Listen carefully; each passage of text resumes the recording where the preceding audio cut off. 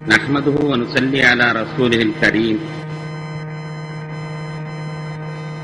أما بعد فقد قال الله تعالى في كلامه القديم والفرقان المجيد أعوذ بالله من الشيطان الرجيم بسم الله الرحمن الرحيم ولا تباشروهن وأنتم عاكفون في المساجد تلك حدود الله صدق الله مولانا العلي العظيم. கண்ணியத்திற்கும் மதிப்பிற்கும் உரித்தான சிறப்பான இந்த விழாவின் தலைவர் அவர்களே, எனது கண்ணிலும் இனிய உலமா பெருமக்களே, பாசத்திற்குரித்தான பெரியோர்களே, சகோதரர்களே, அருமை நாயகம் ஸல்லல்லாஹு அலைஹி வஸல்லம் அவர்கள் 9 வருடங்கள் ரமலான் கடமையான பிறகு இந்த உலகத்தில் ஜீவித்திருக்கிறார்கள். 9 வருடங்களும் இஅ்திகாஃப் இருந்திருக்கிறார். كان رسول الله صلى الله عليه وسلم إذا دخل العشر الأواخر شد ميزره وأيقظ أهله وأحيا الليل كله என்பதாக அருமை நாயகம் ஸல்லல்லாஹு அலைஹி வஸல்லம் அவர்களை பற்றி அறிவிக்கிறார்கள். பிந்திய 10 நுழைந்து விட்டால் வரிந்து கட்டிக் கொள்வார்கள். குடும்பத்தினர்களை எல்லாம் விழிக்கச் செய்வார்கள். இரவெல்லாம் விழித்து இபாதத்தில் ஈடுபடுவார்கள் என்பதாக அறிவிக்கப்படுகிறது. என்றால் பெருமானார் ஸல்லல்லாஹு அலைஹி வஸல்லம் அவர்கள் ஒவ்வொரு வருடமும் இஅ்திகாஃப் இருந்திருக்கிறார்கள் என்றால் அது நமக்கு எவ்வளவு முக்கியமான வலுவான சுன்னத்தாக இருக்கும் என்பதை நாம் சிந்தனை செய்து பார்க்க வேண்டும். கண்ணியத்திற்குரியவர்களே, இஅ்திகாஃப் என்பது நாம் அல்லாஹ்விடம் தனித்து உரையாடக்கூடிய ஒரு சிறந்த ஒரு பாக்கியமாகும். பொதுவாக மனிதர்களில் சிலருக்கு தன்னுடைய தாயிடத்தில் சொல்லக்கூடாத செய்திகள் இருக்கும். சில செய்திகளை தன்னுடைய மனைவியிடத்திலேயும் சொல்ல முடியாது. சில செய்திகளை தன்னுடைய உடன்பிறந்தாரிடத்திலும் சொல்ல முடியாது. ஏன் தன்னுடைய நண்பரிடத்திலும் கூட சொல்ல முடியாது. அப்படிப்பட்ட சில செய்திகள் இருக்கும். அந்த செய்திகளை இறைவனிடத்தில் தான் சொல்ல வேண்டும். அப்படி இறைவனிடத்தில் சொல்வதற்காக வேண்டி நாம் வீட்டிலே உட்கார்ந்து அழுது புலம்பினோமேயானால் பார்ப்பவர்களுக்கு இடைஞ்சலாக இருக்குமோ என்று நம்மை அறியாமல் ஒரு எண்ணம் வந்து நம்முடைய மனமே அப்படிப்பட்ட ஒரு நிலைக்கு இடம் தரார். வீட்டில் இறைவனை தொழுது இறைவனை அழுது புலம்பி அவனிடத்தில் நம்முடைய தேவைகளை சொல்வோம் என்றால் நம்முடைய மனமே முதலில் இடம் தராது. இப்படிப்பட்ட நிலையிலே அல்லாஹ்விடத்தில் தனியாக சொல்லுவதற்கு வாய்ப்பு உண்டாக்கி தரப்படுகிறது என்றால் அது இஅ்திகாஃப் மூலமாக கிடைக்கிறது என்று சொன்னால் மிகையான ஒன்று அல்ல. இதனால் தான் நபிகள் நாயகம் ஸல்லல்லாஹு அலைஹி வஸல்லம் அவர்கள் அர்ஷ் என்னும் நிழல் தவிர வேறு நிழலே இல்லாத அந்த காலத்தில், அர்ஷ் என்னும் நிழல் தவிர வேறு நிழலே இல்லாத அந்த காலத்திலே 7 வகையான நபர்களுக்கு அல்லாஹ்வுடைய ரஹ்மத் என்னும் அர்ஷ் நிழல் கிடைக்கின்றது. அதில் ஒருவர் தனிமையில் உட்கார்ந்து அழுது தன்னுடைய குறைபாடுகளை எல்லாம் நேரடியாக இறைவனிடத்தில் சொல்பவர் என்று ரசூலுல்லாஹி ஸல்லல்லாஹு அலைஹி வஸல்லம் அவர்கள் தெரிவித்திருக்கிறார்கள். அவ்வாறு இறைவனிடத்தில் சொல்லக்கூடிய அந்த மாண்பு எதனால் கிடைக்கிறது என்று எண்ணுகிறீர்கள்? நிச்சயமாக இஅ்திகாஃபின் மூலமாக கிடைக்கின்றது. சில உயிர் பிராணிகளை பற்றி சிந்தித்தால் பொருத்தமாக இருக்கும் என்று கருதுகிறேன். சில உயிர் பிராணிகள் அவைகளும் இறைவனை திக்ர் செய்கின்றன என்று அல்லாஹ் குர்ஆனிலே குறிப்பிட்டு காட்டுகின்றான். துஸப்பிஹு லஹு ஸமாவாத்து ஸப்உ வல் அர்து வமன் ஃபீஹின்ன வஇம் மின் ஷைஇன் இல்லா யுஸப்பிஹு பிஹம்திஹி வலாக்கின் லா தஃகஹூன தஸ்பீஹஹும் இன்னஹு கான ஹலீமன் கஃபூரா. திருக்குர்ஆன் சொல்லுகிறது, அன்பிற்கினிய பெருமக்களே, மனிதர்கள் தான் பேசும் பொழுது அல்லாஹ்வை தவிர மற்றதையெல்லாம் பேசிக் கொண்டிருக்கிறார்கள். ஆனால் ஜீவராசிகள் சொல்லக்கூடிய ஒவ்வொரு வார்த்தைகளும் இறைவனை திக்ர் செய்வதுதான். அருமை நாயகம் ஸல்லல்லாஹு அலைஹி வஸல்லம் சொல்லி காட்டுகிறார்கள், சேவல் கூவும் பொழுது அது தன்னுடைய உணர்வை தீர்த்துக் கொள்வதற்காக வேண்டி பெட்டைக்கோழி அழிக்கிறது என்பதாக நீங்கள் எண்ணிக்கொண்டிருக்கிறீர்களா? இல்லை இல்லை இல்லை இல்லை, அது மலக்கை பார்த்ததின் காரணத்தினால் தஸ்பீஹ் செய்கிறது என்பதாக அருமையாக ரசூலுல்லாஹி ஸல்லல்லாஹு அலைஹி வஸல்லம் அவர்கள் சொன்னார். அந்த சேவல் கூவதும் கூட அது வாய் திறந்து பேசினால் தஸ்பீஹ் தான். கழுதை கத்துகிறது என்றால் அந்த நேரத்தில் அஊது பில்லாஹி மினஷ் ஷைத்தானிர் ரஜீம் என்று சொல்லுங்கள். ஏனென்றால் அந்த கழுதை கத்தும் பொழுது ஷைத்தானை பார்த்துவிட்டு அது அஊது பில்லாஹ் சொல்கிறது. அதுதான் அந்த கழுதையின் கத்துதல். அது கத்துகிறது என்றால் அல்லாஹ்விடத்தில் இந்த ஷைத்தானை விட்டு பாதுகாப்பு தேடுகிறது. கழுதையை ஷைத்தானை பார்த்ததினால் அது கத்துகிறது. எனவே அந்த நேரத்தில் நீங்கள் அவுது பில்லா சொல்லுங்கள். இப்படி அந்த பேச்சு என்பதே தஸ்பீஹ் தான். உலகத்தில் உள்ள எல்லா உயிரினங்களும் அப்படித்தான் வாழ்கின்றன. அதை பற்றி அல்லாஹ் சொல்லும் பொழுது உங்களுக்கு எங்க புரிய போகிறது என்று சொல்கிறான். அவைகளுடைய தஸ்பீஹ் உங்களால் புரிந்து கொள்ள இயலாது என்று சொல்கிறான். அப்படிப்பட்டவர்களிலே நீங்கள் ஒன்றை பார்த்திருப்பீர்கள். கூட்டுப்புழு என்பதாக நாம் சொல்வோம். கூட்டுப்புழு. கூட்டுப்புழு என்றால் வீடுகளிலே மண்ணினால் ஒரு கூடு கட்டி இருக்கும். மண்ணினால் கூடு கட்டி இருக்கும். இதை ஒரு புழு, ஒரு பூச்சி, ஒரு வண்டு அது பறந்து வந்து மண்ணை எடுத்து எடுத்து ஒரு கூடு கட்டும். அந்த கூடு கட்டினால் நம்முடைய தாய்மார்கள் சொல்வார்கள், வீட்டிலே யாரோ குழந்தை உண்டாக போறாங்க. நம்முடைய வீடுகளிலே அப்படி மண்ணினாலான ஒரு கூட்டுப்புழுவின் ஒரு கூடு கட்டி இருந்தால் என்ன சொல்வார்கள் தெரியுமா? யாரோ குழந்தை உண்டாயிருக்கிறார்கள். யாரோ குழந்தை உண்டாயிருக்கவில்லை, அந்த கூட்டுப்புழு குழந்தை உண்டாயிருக்கிறது. அந்த கூட்டுப்புழு இருக்கிற அந்த வண்டு இருக்கிறதே அது பறந்து செல்லும். ஆனால் அதற்கு அல்லாஹ் அதிசயமாக படைத்திருக்கிறான். அதற்கு முட்டையும் போடாது, அது குஞ்சும் பொறிக்காது. அதற்கு இனவிருத்தி என்பது கிடையாது. முட்டையும் போடாது, குஞ்சியும் பொறுக்காது, இனவருத்தி என்பதும் கிடையாது. அந்த கூட்டுப்புழு அந்த வண்டுக்கு அது என்ன செய்யும் தெரியுமா? வீதியிலே சென்று கொண்டிருக்கும் பொழுது அங்கு ஏதாவது ஒரு புழு கிடந்தால், அது கீரை புழுவாக இருக்கட்டும் அல்லது புல்லில் இருந்து ஒரு புழுவாக இருக்கட்டும், ஏதாவது ஒரு புழு, எந்த புழுவாக இருந்தாலும் சரி, அதை எடுத்துக்கொண்டு வைத்து அதை சுற்றி மண்ணினால் கூடு கட்ட ஆரம்பிக்கும். மண்ணினால் கூடு கட்டி விட்டு சும்மா இருக்காது, என்று சொல்லிக்கொண்டே இருக்கும். கிட்டத்தட்ட 40 நாட்கள் என்று சொல்லிக் கொண்டே இருந்த பொழுது என்ன மாற்றம் ஏற்படுகிறது என்றால், 40 நாள் அந்த கூடு வெடித்து உள்ளே இருந்து இந்த வண்டனுடைய குட்டி வெளியிலே வரும். இது ஏதோ ஒரு கீரை புழுவையோ ஏதோ புல்லில் உள்ள ஒரு புழுவையோ எடுத்துக்கொண்டுதான் வைத்தது. அதை இயற்கைக்காவில் வைத்துவிட்டு அதை தனித்து வைத்துவிட்டு இது வெளியில் இருந்து கொண்டு திக்ரு செய்து கொண்டே இருக்கிறது, வேறொன்றும் செய்யவில்லை. அதை சுற்றி திக்ரு செய்ய நமக்கு வேண்டால் அது வேடிக்கையாக இருக்கலாம், ஏதோ கத்துகிறது இறைகிறது என்று இருக்கலாம். ஆனால் உண்மையில் அவைகள் பேசக்கூடிய ஒவ்வொரு பேச்சும் திக்ரு. அது திக்ரு செய்ய ஆரம்பித்தவுடன் அது அப்படியே தன்னுடைய இனமாக மாறிவிடுகிறது. அன்பிற்கினிய பெருமக்களை, இஅ்திகாஃபினுடைய பலாபலனை நீங்கள் எண்ணி பாருங்கள். இஅ்திகாஃபின் மூலமாக அந்த வண்டுக்கு தெரிந்திருக்கிறது நமக்கு சந்ததி இல்லை, ஆனால் எதையாவது ஒன்றை கூட நம்முடைய சந்ததியாக மாற்றக்கூடிய அருமையான ஒரு சக்தி படைத்தது இஅ்திகாஃப் என்பதை அந்த வண்டு நிரூபிக்கிறது. இந்த பட்டுப்பூச்சியை பற்றி கொஞ்சம் எண்ணி பாருங்கள். பட்டு, உயர்தரமான பட்டு எப்படி உருவாகிறது? உயர்தரமாக அந்த பட்டு வெறுமனே அந்த பூச்சியினுடைய எச்சில் தான். அந்த பூச்சி, பட்டுப்பூச்சி என்று சொல்லப்படக்கூடியது தன்னுடைய எச்சில் தான். அந்த எச்சில் தன்னை சுற்றி சுற்றி சுற்றி பின்னப்பட்ட அந்த எச்சில் உள்ள இஅ்திகாஃப் இருக்க இருக்க அந்த எச்சி எப்படி ஆகிறது? விலை உயர்ந்த பட்டாக மாறி, இஅ்திகாஃப் இருக்க இருக்க விலை உயர்ந்த அது பட்டாக மாறி விடுகிறது என்பது உண்மையிலேயே அறிவியலாக சொல்லித்தரக்கூடிய செய்தியாகும். அன்பிற்கினிய மக்களை, நன்கு தெரியும் பட்டுப்புழு தன்னை சுற்றி கூடு கட்டிக் கொள்கிறது. நமக்கு வெளியில் தெரியாது அது என்ன செய்கிறது என்று.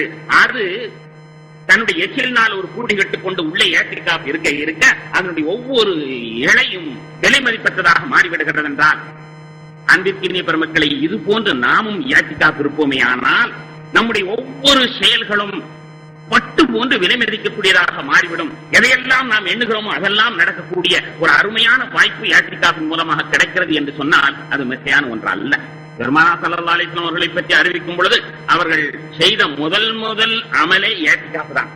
பெருமானார் ஸல்லல்லாஹு அலைஹி வஸல்லம் அவர்களை பற்றி அறிவிக்கப்படுகிறது, ஹுப்பிப இலைஹில் ஹலவ் வகான யஹ்லு ஃபீ காரி ஹிரா. புகாரி ரஹ்மத்துல்லாஹி அலைஹி இந்த ஹதீஸை முதல் ஹதீஸாக அறிவிக்கிறார்கள்.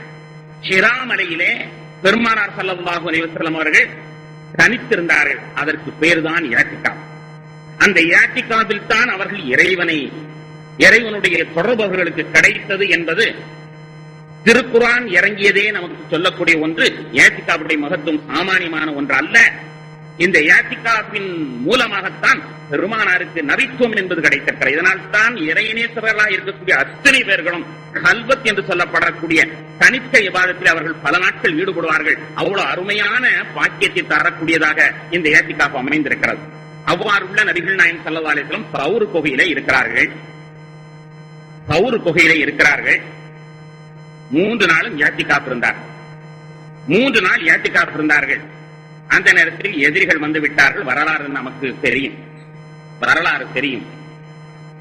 ரசூலுல்லாஹி ஸல்லல்லாஹு அலைஹி வஸல்லம் அவரிடத்தில் அபூபக்கர் சித்திக் ரலியல்லாஹு அன்ஹு அவர்கள் பயந்து போய் சொல்கிறார், யா ரசூலல்லாஹ், என்னை பற்றி நான் கவலைப்படவில்லை.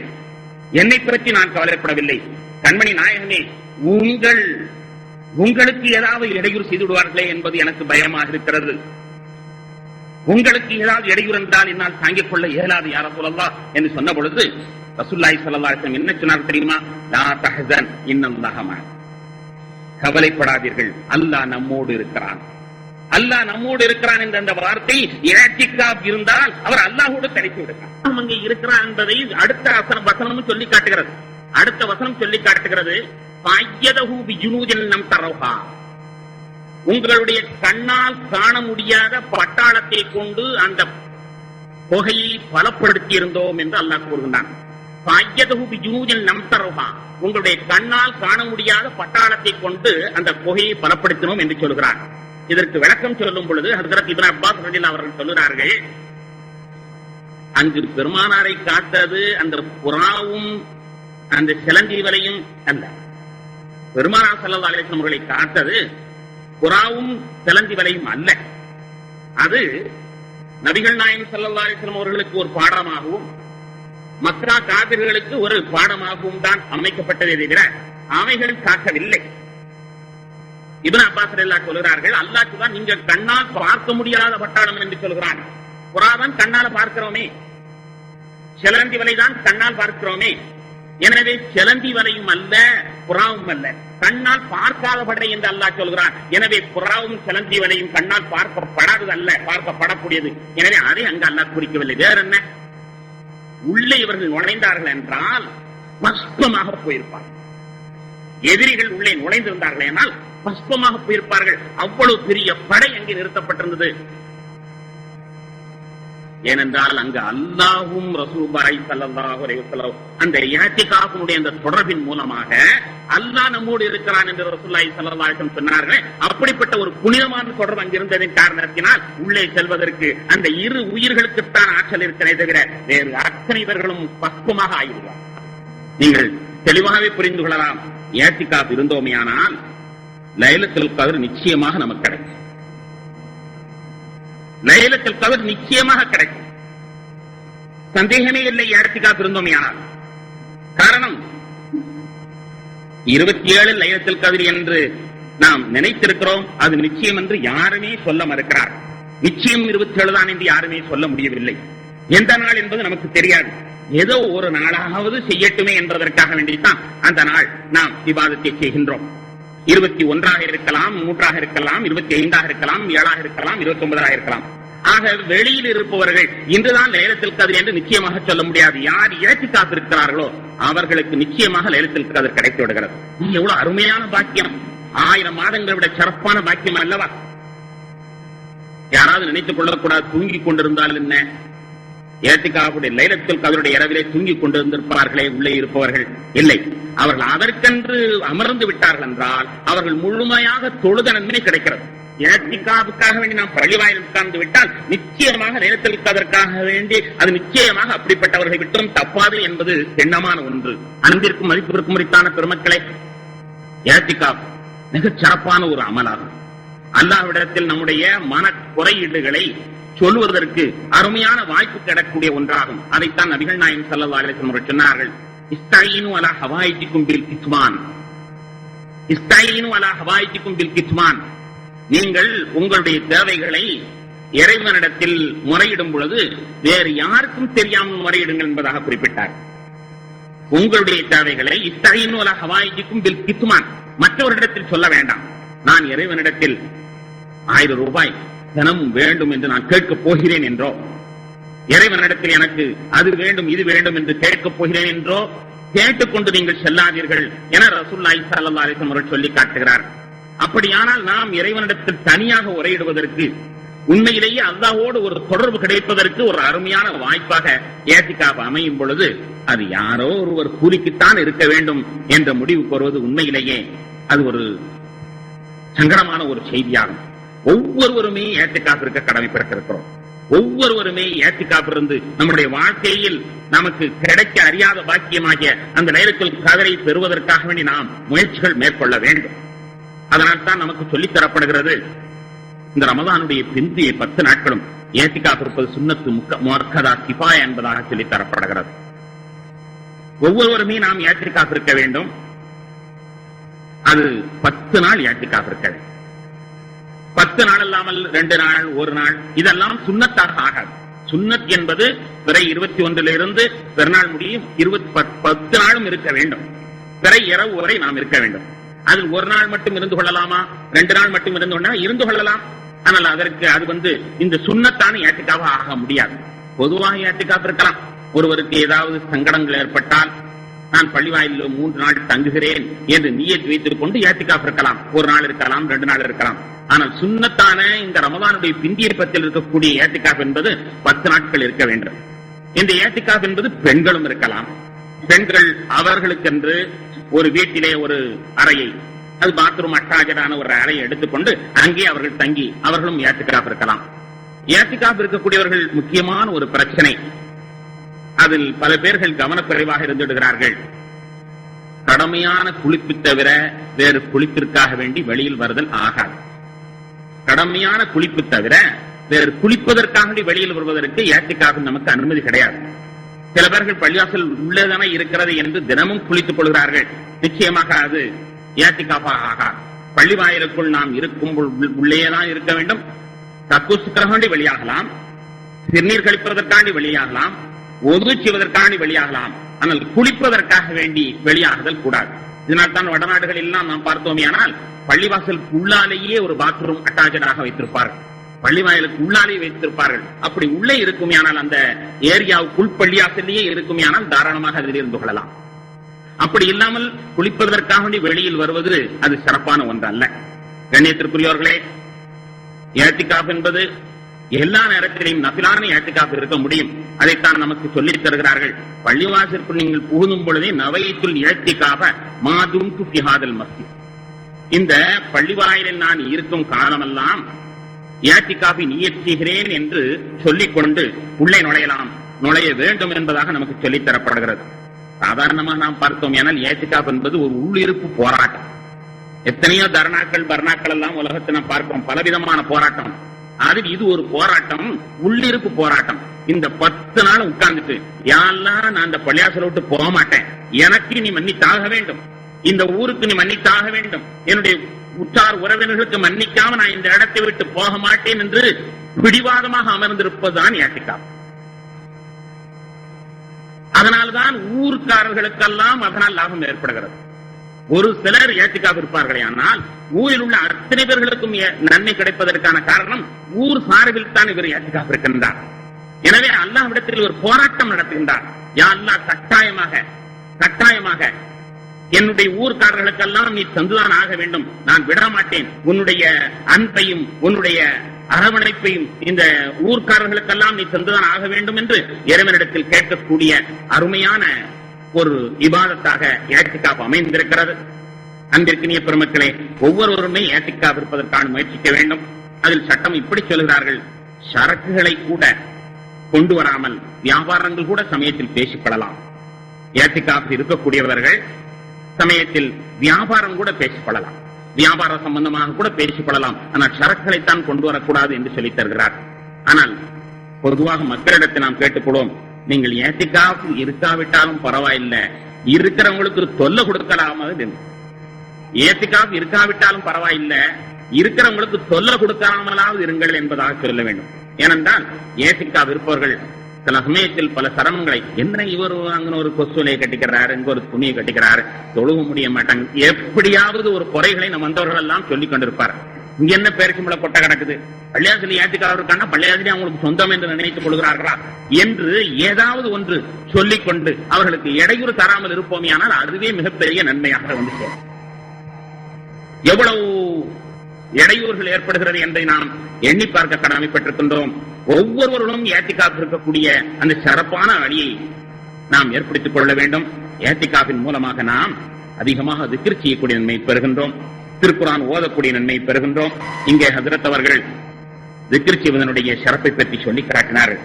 நான் அடிக்கடி சொல்வது பழக்கம். சாதாரணமாக இந்த காலத்துல பஸ்ல போனாலே நீ ஏத்திக்காக நீ ஏற்றி வச்சுட்டு தான் போகணும்.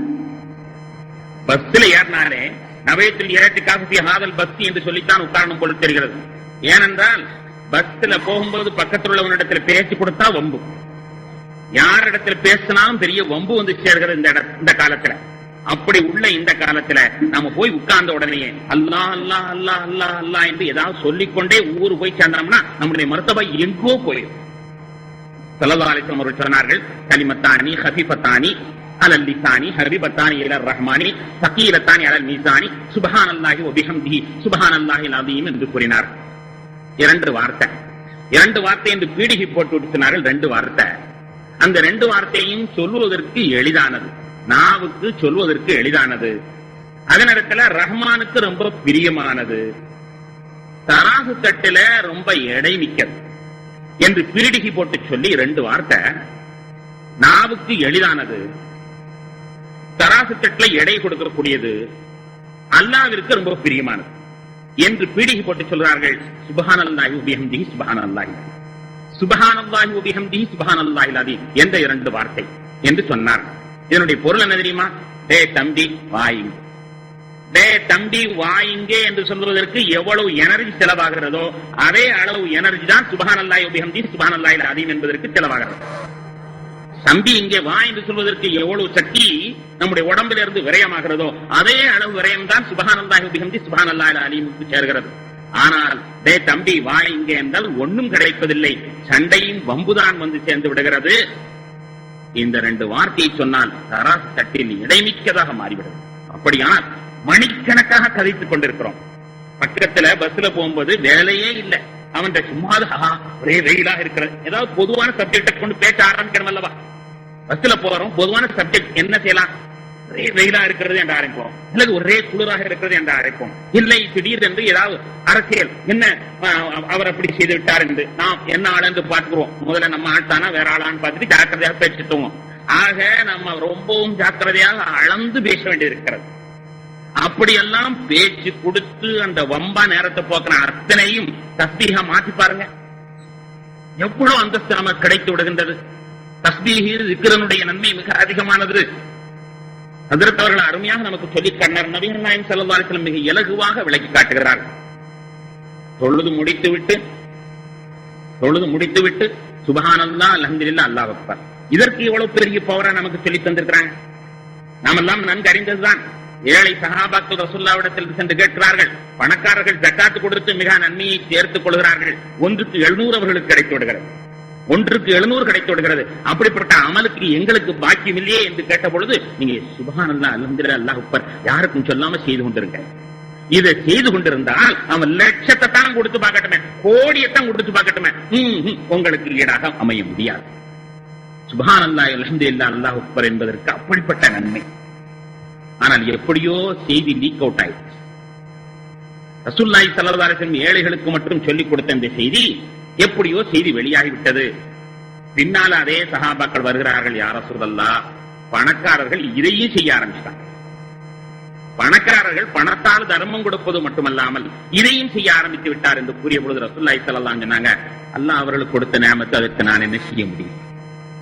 அல்லாஹ் அவர்களுக்கு பணத்தை கொடுத்து தர்மம் செய்ய சொல்லியிருக்கிறான். அது அல்லாஹ் அவர்களுக்கு தில்க நியமத்துன் அன்அமஹா அலா இபாதி, அது ஒரு அருள். அல்லாஹ் தன்னுடைய அடியார்கள் சிலர்கள் கொடுத்திருக்கிறான், அவர்களுக்கு தேர்ந்தெடுத்திருக்கிறான். அதுக்கு நான் என்ன செய்ய முடியும் என்று சொன்னார். இங்கே இந்த ஹதீஸில் தெளிவாக சுட்டி காட்டப்படுகிறது.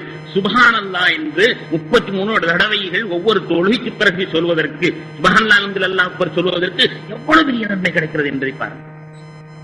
அருமை நாயகம் ஸல்லல்லாஹு அலைஹி வஸல்லம் தன்னுடைய மகளார் ஃபாத்திமாவுக்கு சொன்ன மாதிரி நம்மை அனைத்தையுமே மகளாக நினைத்துக் கொண்டு அவர்கள் சொன்னார்கள், மகளாக நினைத்துக் கொண்டு சொன்னார்கள், தூங்கும் பொழுது சுப்ஹானல்லாஹ் அல்ஹம்துலில்லாஹ் அல்லாஹ் அக்பர் சொல்லிவிட்டு தூங்குங்கள். இது ரொம்ப பெரிய டானிக், ரொம்ப பெரிய சக்தியான டானிக். மறுநாள் களைப்பெல்லாம் ஈர்ந்து புத்துணர்வு பெற்றவர்களாக, புது தெம்பு பெற்றவர்களாக நீங்கள் ஆகிவிடுங்கள். சுப்ஹானல்லாஹ் என்பதற்கு அவ்வளவு பெரிய நன்மை இருக்கிறது. இப்படி ஒவ்வொன்றாக நீங்கள் எண்ணி பாருங்கள். அருமையான சஹாபாக்களை, அருமை நாயகம் ஸல்லல்லாஹு அலைஹி வஸல்லம் அவர்கள் தொழுது கொண்டிருக்கக்கூடிய சந்தர்ப்பத்திலே தொழுது முடித்தவுடன் நண்பர்களை பார்த்து சொன்னார்கள், இன்றைக்கு யாரோ ஒருத்தர் புதுசா தஸ்பீஹ் சொல்லிருக்கிறார் யார்? இன்றைக்கு யாரோ ஒருத்தர் புதுசா தஸ்பீஹ் சொல்லிருக்கிறார் யார் என்று கேட்டார். சஹாபாக்கள் யாருமே பதில் சொல்லல. சமிஅல்லாஹு லிமன் ஹமிதா என்று சொன்னார், அல்லாஹும்ம ரப்பனா லக்கல் ஹம்து சொல்லணும். ஆனா இன்னைக்கு ஒரு ஆளு புதுசா சொல்லிருக்கிறார் யார் அது என்று கேட்டார். யாருமே ஒன்று சொல்லல, எல்லாமே மௌனம். அப்ப ரசூலுல்லாஹி ஸல்லல்லாஹு அலைஹி வஸல்லம் அடுத்து சொன்னாங்க, அவர் ஒன்னும் தப்பு செஞ்சிரல. தப்பு செஞ்சிட்டோம் நாம ரசூலுல்லாஹ் கேட்கிறார்களோ என்று நினைத்துக் கொண்டு அவர் சொல்ல மாட்டார் என்பதை சொன்னாங்க. அவர் நல்ல காரியம் தான் செஞ்சிருக்கிறாரு, தைரியமற்ற. உடனே ஒரு நண்பர் எழுந்து சொன்னார், யா ரசூலல்லாஹ், நான் நீங்க சொன்ன இந்த வார்த்தைய 32 மலக்குகள் போட்டி போட்டுக்கொண்டு அல்லாஹ்விடத்தில் எடுத்து சென்றார். 32 மலக்குகள் போட்டி போட்டுக்கொண்டு ரப்பனா லக்கல் ஹம்து ஹம்தன் கதீரன் தய்யிபன் முபாரக்கன் ஃபீ, பழமையா சொல்லக்கூடிய ரப்பனா லக்கல் ஹம்து என்பதை விட அவர் எக்ஸ்ட்ரா கொஞ்சம் சொன்னார். ரப்பனா லக்கல் ஹம்து ஹம்தன் தய்யிபன் முபாரக்கன் ஃபீ என்ற இந்த திருவாக்கை நானாக சொன்னதற்காக வேண்டி அல்லாஹ் தஆலா ரசூலுல்லாஹி ஸல்லல்லாஹு அலைஹி வஸல்லம் 32 மலக்கு, 32 எழுத்து அவர் சொன்னது இருந்தது. எனவே 32 மலக்குகள் போட்டி போட்டுக் கொண்டு அல்லாஹ்விடத்தில் செல்கிறார். ஒரு திக்ரை அவராக சொல்கிறார். ரசூலுல்லாஹி ஸல்லல்லாஹு அலைஹி வஸல்லம் காட்டித் தந்தது அல்ல என்றாலும் கூட அது தவறான ஒன்று அல்ல, நன்மை தரக்கூடிய ஒரு வார்த்தை. எனவே அவர் சுயமாக சொன்னதற்காக வேண்டி ரசூலுல்லாஹி ஸல்லல்லாஹு அலைஹி வஸல்லம் சொல்கிறார்கள், 32 மலக்குகள் தூக்கிச் சென்றார். அவ்வளவு அருமையான அந்த வார்த்தைகள் ஒவ்வொன்றுமே மிக சிறப்பான நன்மையை நமக்கு தரும் பொழுது அதை விடுத்து நாம் ஏன் கதை பேசிக் கொண்டிருக்க வேண்டும்? எனவே பஸ்ஸில் ஏறும்போது, பள்ளிவாசலில் இருக்கும் பொழுதுதான் நவத்தில் இஅ்திகாஃப் என்பதல்ல, பஸ்ஸில் ஏறும்போது கூட நவத்தில் இஅ்திகாஃப் என்று சொல்லிக்கொண்டு நாம் ஏறுவோமையானால் நிச்சயமாக மிகச்சிறந்த நல்ல அடியார்களாக ஆகிவிட முடியும் என்பதில் கொஞ்சம் கூட ஐயப்பாட்டில்லை. 3:30 மணிக்கு முடிக்க வேண்டும், அதற்குள் இன்னொருவரும் பேச வேண்டும் என்பதனால் 2:45 முடிக்க சொன்னார்கள். அத்துடன் என்னுடைய உரையை நிறைவேற்றி கொள்கின்றேன். இஅ்திகாஃப் என்பது ஏதோ பிச்சைக்காரர்கள் இருக்கக்கூடிய ஒன்றல்ல. இஅ்திகாஃப் என்பது கூலிக்காக இருக்கக்கூடிய ஒன்றல்ல. இஅ்திகாஃப் என்பது ஒவ்வொருவரும் நாம் இருக்க வேண்டும். நம்முடைய இறைவனோடு தொடர்பு கொள்வதற்கு ஒரு அருமையான வாய்ப்பு இது கிடைக்கின்றது. அல்லாஹ்வோடு நாம் தொடர்பு கொண்டு விட்டால் அதன் மூலமாக சாதாரண ஒன்றும் அறியாத புழு பூச்சிகள் கூட அவைகள் மகத்தான சக்தியை பெற்று விடுகின்றன. ஏன் தேனி கூட அல்லாஹ்விடத்திலிருந்து வஹி வரும் அளவிற்கு அந்தஸ்தை பெற்றுவிட்டது. தேனி கூட வஹி வரும் அளவிற்கு அந்தஸ்தை பெற்றதென்றால் அது இஸ் என்று இறைந்து செல்லக்கூடிய தஸ்பீஹை கொண்டும் அது இருக்கக்கூடிய இஅ்திகாஃபை கொண்டுதான் என்ற பொழுது தேனிக்கு அல்லாஹ்வுடைய வஹி வருகிறது என்றால் அந்த இஅ்திகாஃப், அது போன்ற இஅ்திகாஃபை நாம் இருந்து அவ்வளவு அருமையான வாய்ப்பு பெறுவதற்கு ஒவ்வொருவரும் முயற்சிக்க வேண்டும். வல்லல்லாஹ் அருள் பாலிப்பானாக. வாஹிர் தவானா அல்ஹம்துலில்லாஹி ரப்பில் ஆலமீன். وداعيا إلى الله بإذنه وسراجا منيرا صلى الله تعالى عليه وعلى آله وصحبه وسلم. أما بعد، فقد قال الله تعالى في كلامه العزيز والفرقان المجيد: أعوذ بالله من الشيطان الرجيم. وعهدنا إلى إبراهيم وإسماعيل أن طهر بيتي للطائفين والعاكفين والركع السجود. صدق الله العظيم. وعن عائشة رضي الله تعالى عنها قالت: كان النبي صلى الله عليه وسلم يعتكف في العشر الأواخر من رمضان. கண்ணியத்திற்குரிய இந்த சபையின் தலைவர் அவர்களே, மதிப்பிற்கும் மரியாதைக்கும் உரிய உலமா பெருமக்களே, இந்த சபையில் அமர்ந்திருக்கும் சான்றோர்களே, அல்லாஹு ஜல்ல ஷானுஹு வ தஆலா நமக்கு இந்த கூட்டத்தின் வாயிலாக பல சிறந்த விஷயங்களை அறியப்படுத்தக்கூடியனாக இருக்கிறான். மேலான பெரியார்களே, இந்த சபை காலையிலிருந்து மிக சிறப்பான முறையில் நடந்து கொண்டு வந்திருக்கிறது. இப்பொழுது ஷரீஅத் பாதுகாப்பு கூட்டம் அசரிலிருந்து தொடர்ந்து நடைபெற்றுக் கொண்டிருக்கிறது. இதிலே எனக்கு தரப்பட்ட தலைப்பு இஅ்திகாஃபின் சட்டங்கள். இப்பொழுது வருகின்ற ரமலானை முபாரக், புனிதமிக்க ரமலான் மாதம் இருக்கிறதே, இந்த மாதம் எல்லா மாதங்களிலும் ஒரு சிறந்த மாதம் என்பதை நாம் அறியக்கூடியவர்களாக இருக்கிறோம். இந்த மாதத்திலே அல்லாஹு தஆலா 3 விதமான விசேஷ தன்மைகளை வைத்திருக்கிறார். இமாம் கஸ்ஸாலி ரஹ்மத்துல்லாஹி அலைஹி அவர்களும் மற்றும் உண்டான ஆரிஃபீன்களும் கூறியிருக்கிறார்கள், அல்லாஹுவை அடைவதற்கு, அல்லாஹ்விடத்திலே ரகசியம் பேசுவதற்கு 3 காரியங்கள் பேணுதலாக செய்தாக வேண்டும். அதிலே ஒன்று பசித்திருக்க வேண்டும், இரண்டாவது விழித்திருக்க வேண்டும், மூன்றாவது தனித்திருக்க வேண்டும். இந்த மூன்று தன்மைகளை கொண்டுதான் ஒரு அடியான் அல்லாஹுடைய நெருக்கத்தை பெற முடியும், ஒரு அடியான் அல்லாஹோடு ரகசியம் பேச முடியும் என்பதை அனுபவ ரீதியாக அவர்கள் சொல்லி தந்திருக்கிறார்கள். அந்த அடிப்படையிலே இந்த மாதத்திலே இந்த மூன்று தன்மைகளையும் அல்லாஹு தஆலா நமக்கு அமைத்து வைத்திருக்கிறான். நோன்பின் மூலமாக நாம் பசித்திருக்கிறோம், மற்றும் குர்ஆன் ஷரீஃபை ஓதுவதன் மூலமாக நாம் விழித்திருக்கிறோம். மேலும் இஅ்திகாஃபின் மூலமாக தனித்திருக்கக்கூடிய ஒரு வாய்ப்பையும் அல்லாஹு தஆலா கொடுத்திருக்கிறான். மேலான பெரியார்களே, இஅ்திகாஃப் இருக்கிறதே, இஅ்திகாஃபிற்கு அதிகமான சிறப்புகளும் கண்ணியங்களும் அமைந்திருக்கிறது. இன்று எத்தனையோ சுன்னத்துகள் ஹயாத்தாகிக் கொண்டிருக்கக்கூடிய காலகட்டத்திலே இஅ்திகாஃப் என்ற சுன்னத் இருக்கிறதே, இது மக்களுக்கு மத்தியிலே ஒரு உயர்ந்த இடத்தை பெறாமல் இருந்து கொண்டிருக்கிறது. காரணம் என்னவென்று சொன்னால், இந்த மக்களுக்கு இஅ்திகாஃபுடைய மகிமை தெரியாமல் ஆகிவிட்டது. ஆனால் அண்ணலம் பெருமானார் ரசூலே கரீம் ஸல்லல்லாஹு அலைஹி வஸல்லம் அவர்கள் எப்பொழுது மதீனா நகரத்திற்கு ஹிஜ்ரத் செய்து சென்றார்களோ அன்று முதல் தன்னுடைய வஃபாத்துடைய நேரம் நெருங்குகின்ற காலம் வரை ரமலானுடைய எல்லா பத்துகளிலும் கடைசி பத்துகளிலே இஅ்திகாஃப் இருந்ததாக ஹஜ்ரத் அன்னை ஆயிஷா ரலியல்லாஹு தஆலா அன்ஹா அவர்கள் கூறி காட்டுகிறார்கள். ஸஹீஹ் முஸ்லிம் கிரந்தத்திலே ஒரு ஹதீஸ் பதியப்பட்டிருக்கிறது. ரசூலுல்லாஹி ஸல்லல்லாஹு அலைஹி வஸல்லம் அவர்கள் ரமலானுடைய முதல் பத்திலே இஅ்திகாஃப் இருந்தார்கள். வாஜிப் என்று சொன்னால் தனக்குத்தானே கட்டாயமாக ஆக்கிக் கொள்ளக்கூடிய ஒன்று. உதாரணமாக, ஒரு மனிதன் என்னுடைய நோயை அல்லாஹ் குணப்படுத்தி விட்டால் அல்லது இந்த காரியம் நிறைவேறிவிட்டால் நான் இஅ்திகாஃப் இருக்கிறேன் என்பதாக நேர்ச்சி செய்து கொள்வது, அப்படிப்பட்ட நேர்ச்சிகளை எல்லாம் நிறைவேற்றுவது கட்டாய கடமையாக இருந்து கொண்டிருக்கிறது. இரண்டாவது ஒரு வகை மஸ்னூன், சுன்னத்தானது. சுன்னத்து தான் ரமலானுடைய மாதத்திலே கடைசி பத்திலே பள்ளியிலே இஅ்திகாஃப் இருப்பது, அதுவும் நோன்பு வைத்துக் கொண்டு இஅ்திகாஃப் இருப்பது, இதுவெல்லாம் ஒரு சுன்னத்தாக இருந்து கொண்டிருக்கிறது. மேலான பெரியார்களே, அந்த சுன்னத்தான இஅ்திகாஃப் இருக்கின்ற நேரத்திலே அந்த இஅ்திகாஃப் நோக்கத்தை பற்றி ஹஜ்ரத் அல்லாமா அஷ்ரஃப் அலி தானவி ரஹ்மத்துல்லாஹி அலைஹி அவர்கள் குறிப்பிடுகின்ற பொழுது சொல்கிறார்கள், அத்தஹல்லி லில் இபாதா, இபாதத்திற்காக வேண்டி ஒரு மனிதன் தன்னைத்தானே ஓரிடத்திலே ஒதுக்கிக் கொள்ள வேண்டும். காரணம் என்ன? அல்லாஹுடைய பொருத்தத்தை அடைய வேண்டும், அல்லாஹுடைய ரிவாவை அடைய வேண்டும். மேலும் பெருமானார் ஸல்லல்லாஹு அலைஹி வஸல்லம் அவர்கள் காட்டி தந்த வழிமுறை பிரகாரம் இஅ்திகாஃப் இருக்க வேண்டும் என்ற முறையிலே ஒரு மனிதன் இஅ்திகாஃப் இருப்பது இருக்கிறதே, இது சுன்னத்தாக இருந்து கொண்டிருக்கிறது. மேலான பெரியார்களே, இஅ்திகாஃப் இருப்பதன் மூலமாக அல்லாஹுடைய கோடானு கோடி ரஹ்மத்துகளை ஒரு மனிதன் பெறக்கூடியவனாக இருக்கிறான். அல்லாமா ரூமி ரஹ்மத்துல்லாஹி அலைஹி அவர்கள் சொன்னது போல, ரஹ்மத்தே ஹக் பஹானா ஜோயத், அல்லாஹுடைய ரஹ்மத் இருக்கிறதே ஒரு காரணத்தை தேடிக்கொண்டே இருக்கிறது. எப்பொழுது ஒரு காரணம் கிடைத்து விடுகிறதோ அப்பொழுது அல்லாஹுடைய ரஹ்மத் இறங்கக்கூடியதாக இருக்கிறது. இதே போன்றுதான் அல்லாஹுடைய ரஹ்மத்துகள், அல்லாஹுடைய பரக்காத்துகள், அல்லாஹுடைய அன்வார்கள் எல்லாமே அடியானுக்கு இறங்குவதற்காக வேண்டி ஒரு காரணத்தை தேடிக்கொண்டே இருக்கிறது. எப்பொழுது இந்த அடியான் இஅ்திகாஃபின் மூலமாக தன்னை அர்ப்பணித்து அங்கே இருக்கிறானோ அந்த நேரத்திலே அல்லாஹுடைய ரஹ்மத்துகள் இவனை நோக்கி இறங்கக்கூடியதாக இருக்கிறது என்று அல்லாமா ரூமி ரஹ்மத்துல்லாஹி அலைஹி அவர்கள் சொல்கிறார்கள். மேலான பெரியார்களே, இஅ்திகாஃப் என்பது ஒரு சடங்கு சம்பிரதாயம் அல்ல. இஅ்திகாஃப் இருப்பதற்காக வேண்டி ஒரு மனிதன் நிய்யத்து வைத்து விட்டால் என்ன செய்ய வேண்டும்? பள்ளியிலே, அதுவும் உள் பள்ளியிலே ஒரு கூடாரம் போன்றதை அமைத்துக் கொண்டு அங்கே தனிமையிலே இருக்க வேண்டும். அப்படி இருக்கின்ற பொழுது வீண் பேச்சுக்களை பேசுவதை விட்டும் தவிர்த்து கொள்ள வேண்டும். குர்ஆன் ஷரீஃப் அதிகமாக ஓதிக்கொண்டே இருக்க வேண்டும், தஸ்பீஹ் ஓத வேண்டும், அல்லாஹுவை நினைத்துக் கொண்டே இருக்க வேண்டும்.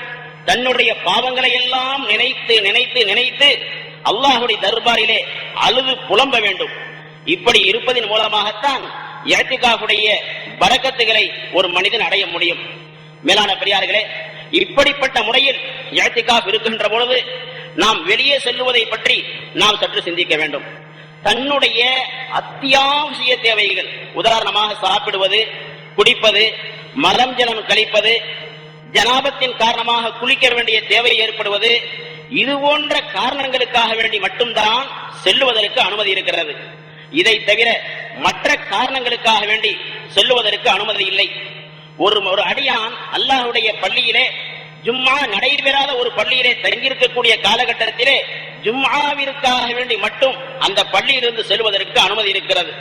இது அல்லாமல் வேறு எந்த காரணத்திற்காக வேண்டியும் செல்வதற்கு அனுமதி இல்லை. மேலும் ஷேகுல் ஹதீஸ் ஜக்கரியா மௌலானா ரஹ்மத்துல்லாஹி அலைஹி கத்தஸல்லாஹு சிர்ரஹுல் அஸீஸ் அவர்கள் கூறுகிறார்கள், இந்த இஅ்திகாஃபின் மூலமாக ஒரு அடியான் 2 நன்மைகளை பெறுகின்றான். 2 நன்மைகளை பெறுகின்றான். ஒன்று என்ன? எல்லா விதமான பாவங்களை விட்டும் பாதுகாக்கப்படுகிறான். அவருடைய கண்கள் மூலமாக, அவருடைய காதுகள் மூலமாக, நாவின் மூலமாக, மற்ற உறுப்புகளின் மூலமாக எந்த விதமான பாவங்கள் நிகழ விடாமல் அல்லாஹு தஆலா இவனை பாதுகாக்கின்றான். இப்படிப்பட்ட ஒரு சிறந்த ஒரு நன்மையை அல்லாஹு தஆலா இந்த இஅ்திகாஃப் இருக்கக்கூடிய மனிதனுக்கு வழங்குகிறான். இரண்டாவது என்ன?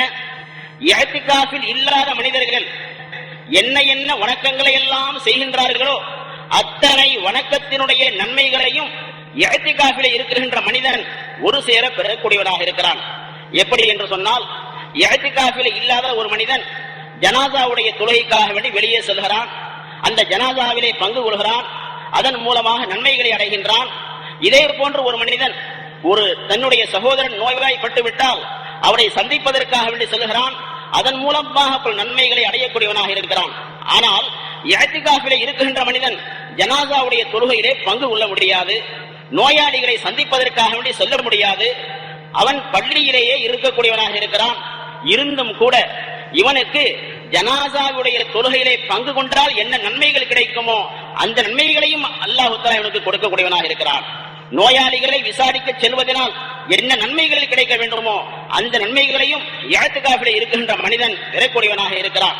ஆகவே இஅ்திகாஃபில் இருக்கக்கூடிய மனிதனுக்கு அல்லாஹ் தஆலா இப்படிப்பட்ட பல நன்மைகளை கொடுக்கின்றான் என்பதாக அதில் ஷேகுல் ஹதீஸ் ஜக்கரியா மௌலானா ரஹ்மத்துல்லாஹி அவர்கள் குறிப்பிடுகிறார்கள். மேலும் பெரியார்களே, இந்த இஅ்திகாஃபுடைய மகிமையை பற்றி ஹஜ்ரத் இப்னு அப்பாஸ் ரலியல்லாஹு தஆலா அன்ஹு அவர்கள் கூறுகின்ற பொழுது சொல்கிறார்கள், இஅ்திகாஃபிலே இருக்கின்ற மனிதனுக்கு அல்லாஹ் தஆலா எப்படிப்பட்ட நன்மைகளை எழுதுகிறான் என்று சொன்னால், ஒரு இரவு இஅ்திகாஃப் இருந்துவிட்டால் அந்த இரவில் இஅ்திகாஃப் இருந்ததற்காக வேண்டி வானத்திற்கும் பூமிக்கும் மத்தியில் இருக்கின்ற தொலைதூரம் அளவுக்கு அல்லாஹ் தஆலா இவனுக்கு நரகத்தை விட்டு பாதுகாப்பளிக்கின்றான். நரகத்திற்கும் இவனுக்கு மத்தியிலே ஒரு இடைவெளியை ஏற்படுத்துகிறான் என்று அவர்கள் கூறுகிறார்கள். ஒரு இரவிலே இஅ்திகாஃப் இருந்துவிட்டால் இப்படிப்பட்ட தொலைதூரம் அளவுக்கு இடைவெளியும் ஒரு பாதுகாப்பும் கிடைக்கிறது என்று சொன்னால், அவன் 10 நாள் இஅ்திகாஃப் இருக்கின்ற பொழுது இன்னும் எவ்வளவு பாதுகாப்புகளை எல்லாம் பெறக்கூடியவனாக இருக்கிறான் என்பதை இஅ்திகாஃபிலே இருக்கின்ற மக்கள் புரிந்து கொள்ள வேண்டும். மேலும் பெரியார்களே, இஅ்திகாஃபிலே இருக்கின்ற நமக்கு சில விதிமுறைகளை நாம் புரிந்து கொள்ள வேண்டும். இன்று சாதாரணமாக நாம் பார்க்கிறோம், பள்ளியிலே நுழைகின்ற பொழுது ஒரு போர்டு எங்கே போட்டிருப்பார்கள், உங்களது செல்போன்களை எல்லாம் ஆஃப் செய்து விட்டு விடுங்கள், செயலிழக்க செய்து விடுங்கள் என்பதாக எழுதப்பட்டிருக்கும். ஆனால் அதை யாரும் கடைபிடிப்பது கிடையாது. ஆனால் அதை கடைபிடிக்கிற நேரத்திலேதான் ஒரு ஓர்மை, ஒரு மன ஓர்மை என்பது இபாதத்திலே கிடைக்கக்கூடியதாக இருக்கிறது. மனிதன் எவ்வளவுதான் இபாதத்துகளை அதிகமாக செய்தாலும் சரி, குறைவாக செய்தாலும் சரிதான், மன ஓர்மை எப்பொழுது இபாதத்திலே ஏற்படுமோ அப்பொழுதுதான் இந்த இபாதத்திலே நாம் பரிபூர்ணமான பிரயோஜனத்தை அடைய முடியும். எக்ஸூயி என்பது கிடைக்கவில்லை என்று சொன்னால் எந்த விதமான பிரயோஜனத்தையும் அடைய முடியாது. ஆகவேதான் பள்ளிக்கு வருகின்ற பொழுது நீங்கள் இப்படியெல்லாம் வர வேண்டும் என்பதாக சொல்லப்படுகிறது. ஆனால் அதிலும் குறிப்பாக இஅ்திகாஃபில் இருக்கக்கூடிய காலகட்டத்திலே நம்முடைய செல்போன்களை முழுமையாக அணைத்துவிட வேண்டும். நாம் உலகத்தினுடைய எந்த தொடர்பும் இல்லாதவர்களாக நாம் இஅ்திகாஃபிலே அமர வேண்டும். அப்படி அமர்கின்ற பொழுதுதான் நல்ல பாக்கியங்களை எல்லாம் பெற முடியும். ஆனால் இன்று நாம் பார்க்கிறோம், இஅ்திகாஃபிலே இருக்கின்ற மக்கள் மிகவும் சர்வ சாதாரணமாக செல்போன்களை வைத்துக் கொண்டு பேசிக் கொண்டே இருக்கிறார்கள். வியாபார தொடர்புகளை ஏற்படுத்திக் கொண்டே இருக்கிறார்கள். நண்பர்களோடு பேசிக் கொண்டே இருக்கிறார்கள்.